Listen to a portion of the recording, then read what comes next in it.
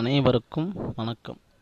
ஸ்ரீ அங்காளி சக்தி பீடத்திற்கு உங்கள் அனைவரையும் நான் வரவேற்கிறேன்.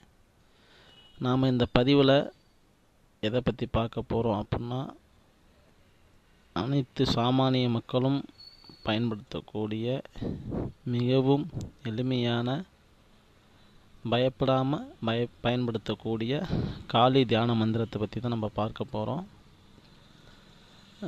மற்ற காளி தியான மந்திரத்துக்கும் இந்த மந்திரத்துக்கும் நிறைய வித்தியாசம், வேறுபாடு இருக்குது.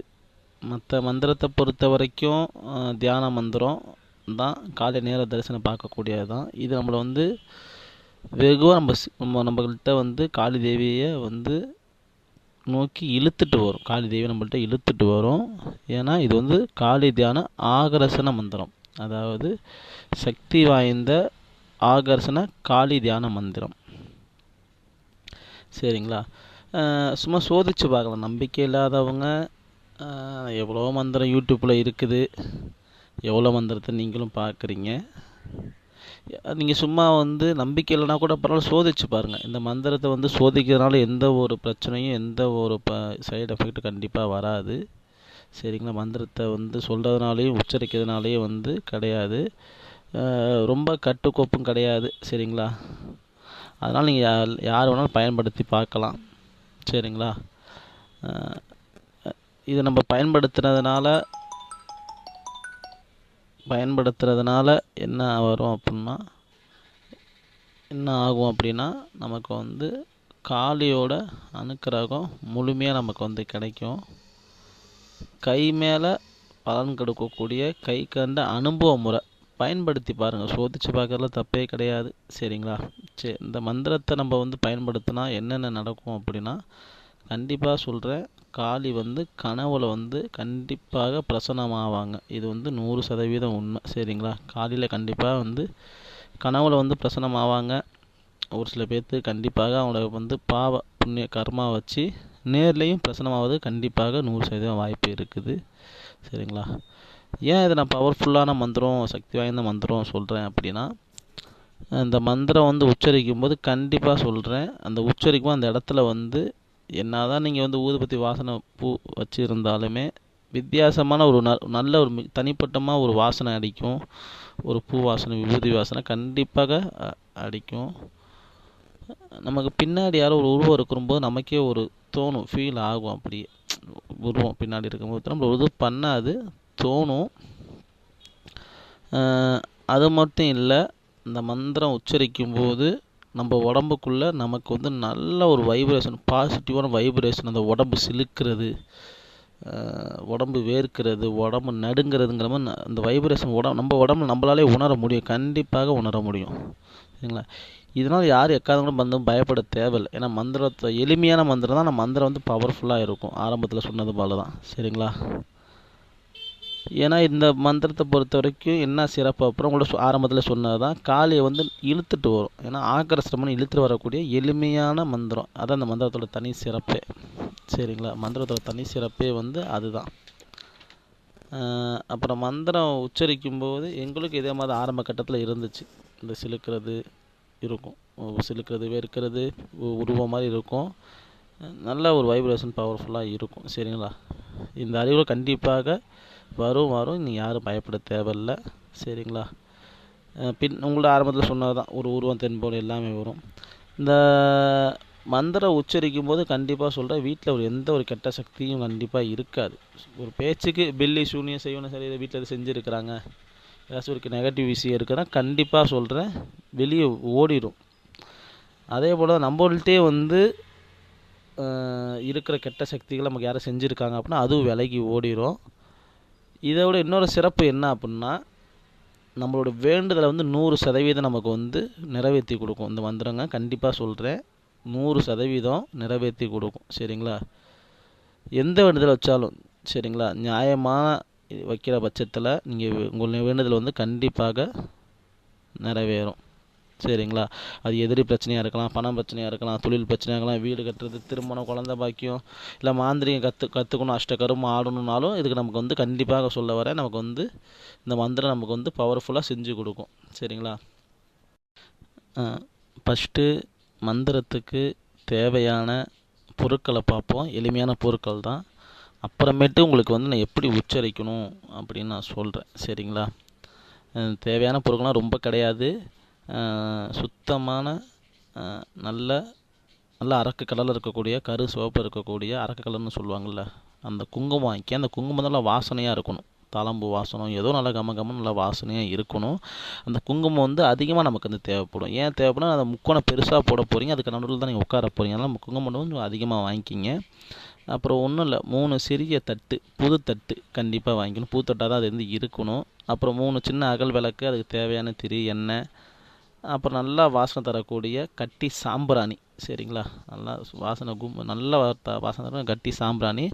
அப்புறம் அந்த 3 தட்டுக்கு தேவையான நவதானியம். சரிங்களா? அப்புறம் கொஞ்சோண்டு அரளிப்பூ, அவ்வளோதான் நமக்கு தேவை. சரிங்களா? ஃபஸ்ட்டு என்ன பண்ணுறீங்க, அப்புறம் அந்த 3 தட்டுக்கு தேவையான வந்து வெத்தலை பாக்கு, காணிக்கை அந்த 1 ரூபா 11 ரூபா உங்களுக்கு தகுந்த மாதிரி உங்களுக்கு விருப்பப்படி வச்சுக்கோங்க. சரிங்களா? அப்புறம் வந்து எப்படி அதை வந்து பயன்படுத்தணும்னு நான் சொல்கிறேன். கண்டிப்பாக காளி தியானத்தை மந்திரத்தை பொறுத்தவரை உங்களுக்கே தெரியும், இரவில் தான் சொல்லணும். இரவில் சொல்கிறது தான் நல்ல பலன் தரும். சரிங்களா? பலன் வந்து அதிகமாக கொடுக்கும் இரவில் சொல்கிறது தான். ஃபஸ்ட்டு இரவில் வந்து வீடை வந்து எல்லாத்தையும் யாரும் உங்களுக்கு டிஸ்டர்ப் பண்ணக்கூடாது. சரிங்களா? இடத்துல கொடுக்காத மாதிரி பார்த்துட்டு குளித்து முடிச்சுட்டு வந்துடுங்க. ஒரு 10 மணிக்கு மேலே குளித்து முடிச்சுட்டு வந்துடுங்க. நேராக பூஜை அறைக்கு வந்துட்டு பூஜை அறை வந்து விளக்கு கொளுத்துங்க. விளக்கு கொளுத்திட்டு நீங்கள் கண்டிப்பாக வந்து சிவப்போடு அணிஞ்சிருக்கணும், இல்லையா காவியோட அணிஞ்சிருக்கணும், இல்லையா இடுப்பில் ஒரு துண்டு நீங்கள் கட்டி இருக்கணும். ஏன்னா இந்த தியானம் பண்ணுறது கண்டிப்பாக நீங்கள் வந்து ஏதாச்சும் ஒரு விஷயத்தை வந்து கண்டிப்பாக இந்த 2 உடையில் ஏதாச்சும் ஒரு விஷயத்தை நீங்கள் வந்து பண்ணியிருக்கணும். சரிங்களா? அப்புறமேட்டு உங்களுக்கு பூஜை அறைக்கு கீழே பக்கத்தில் என்ன பண்ணுறீங்க அப்படின்னா, குங்குமத்தால் பெரிய முக்கோணமாக போடுங்க. சரிங்க? அந்த முக்கோணத்தோட கூர்மம் வந்து மேல் பார்த்த மாதிரி இருக்கணும். பெரிய முக்கோணமாக போடுங்க. ஏன்னா முக்கோணத்தால் தான் நீங்கள் உட்கார போகிறீங்க. ஆரம்பத்தில் சொன்னது போல் பெரிய முக்கோணமாக போடுங்க. போட்டுட்டு அந்த முக்கோணத்தில் வந்து 3 கோணத்தில் என்ன பண்ணுறீங்க அப்படின்னா 3 தட்டை வைங்க. 3 தட்டை வச்சு அதில் வந்து நவதானியத்தை வந்து பரப்பிடுங்க. ஃபுல்லாக நவதானியத்தை வந்து பரப்பிடுங்க. நவதானியத்தை பரப்பிட்டு அதுக்கு மேலே வந்து விளக்கு ஏற்றிடுங்க. சரிங்களா? அதுக்கு மேலே வந்து விளக்கு ஏற்றுங்க. அந்த விளக்கு வந்து உங்களை பார்த்த மாதிரி வந்து, அதாவது அந்த முக்கோணத்துக்கு உள்ளார உங்களை பார்த்த மாதிரி தியானம் பண்ணுவோம். உங்களை பார்த்த மாதிரி அந்த வெளிச்சம் அந்த கூர்மம் வந்து உங்களை பார்த்த மாதிரி, விளக்கோட ஒளி வந்து உங்களை பார்த்த மாதிரி இருக்கணும். அப்புறம் வந்து அதுக்கு வந்து வெத்தலை பாக்கு வச்சு காணிக்கை வச்சுருங்க. உங்களால் முடிஞ்ச காணிக்கை வச்சுருங்க. அவ்வளவுதான். இப்போ நீங்கள் வந்து பூஜை அறையை பார்த்த மாதிரி வந்து உங்களுக்கு மனசை வந்து ஒருநிலைப்படுத்திட்டு, இது வந்து ரொம்ப பெரிய விஷயம்லாம் கிடையாது. சரிங்களா? மனசு வந்து ஒருநிலைப்படுத்துங்க. மூச்சை நல்லா இழுத்து விடுங்க. ஃபஸ்ட்டு எடுத்து விநாயகர் பெருமானை மனசார நினைங்க. உங்கள் குலதெய்வத்தை வேண்டுங்க. உங்கள் இஷ்ட தெய்வத்தை வேண்டுங்க. மனசார வேண்டுங்க.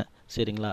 வேண்டி முடிச்சதுக்கப்புறமேட்டு தலைக்கு மேலே 2 கையை சேருங்க. கும்பிட்ற மாதிரி சேர்த்துட்டு உங்களுக்கு பிடிச்ச ஆரம்பம் ஏதாச்சும் ஒரு காளி தேவி வந்து மனசில் அந்த தெய்வத்தை தான் இப்போ நீங்கள் வந்து ஆகர்ஷம் பண்ண போகிறீங்க, தியானம் பண்ண போகிறீங்க. அந்த தெய்வத்தை மனசில் நல்லா 2 கையை கூப்பிட்டு வணங்குங்க ஃபஸ்ட்டு. சரிங்க? நினச்சி வணங்குங்க. அப்புறமேட்டு அரளிப்பூ கொஞ்சம் கையில் எடுத்துகிட்டு மனசை நெஞ்சிக்கிட்ட 2 கையை கூப்பிட்ட வச்சுக்கிட்டு அந்த காளி தேவியை மனசார நினச்சி, நான் அவங்க நினச்சி தியானம் பண்ணுறேன், நீங்கள் எனக்கு வந்து அருள் பாலிக்கணும் அப்படிமா நினச்சிக்கிட்டு உங்களுக்கு முக்கோணத்துக்கு முன்னாடி அந்த பூவை வந்து போட்டுருங்க. சரிங்களா? முக்கோணத்துக்கு முன்னாடி வந்து அந்த பூவை வந்து போட்டுட்டு இப்போ நான் சொல்லக்கூடிய மந்திரத்தில் உங்களுக்கு பிடிச்ச காளி தேவி வந்து பேரை சேர்த்துக்குங்க. அவ்வளவுதான். சரிங்களா? போட்டுட்டு நீங்கள் மந்திரத்தை வந்து உச்சரிக்க ஆரம்பித்தா போதும். சரிங்களா? ஃபஸ்ட்டு வந்து ஏற்கனவே என்ன மந்திரம் அப்படின்னா, ஓம் க்ளீம், உங்களுக்கு பிடிச்ச காளி தேவியோட பேர். உதாரணத்துக்கு மயான காளி, எந்த காளி தேவி பேரோ போடலாம் நீங்கள். சரிங்களா? உங்களுக்கு பிடிச்ச காளி எந்த காளி பேரோ நீங்கள் போடுங்க. போட்டுட்டு ஓம் க்ளீம், காளியோட பேர் ஆகர்ஷய சிவா. அவ்வளோதான் மந்திரத்தோட பேர். இதுதான் சிம்பிள் எளிமையான மந்திரம். ஓம் க்ளீம், காளி தேவியோட பேர் ஆகர்ஷய சிவா. நீங்கள் பாட்டில் மனசார கண்ணை மூடி தியானம் பண்ண ஆரம்பிங்க. சரிங்களா? வந்து கணக்கே கிடையாது. தைரியமாக சொல்லுங்கள். சரிங்களா? உங்கள்கிட்ட வேண்டுதல் வைக்கணும். இது ஆரம்பிக்கும்போது கண்டிப்பாக சனிக்கிழமை அமாவாசை தான் வந்து இதை வந்து ஆரம்பிக்கணும். வேண்டுதல் வைக்கும்போதும் சனிக்கிழமை அமாவாசை இந்த நாளில் தான் வந்து வேண்டுதல் நீங்கள் வைக்கணும். சரிங்களா?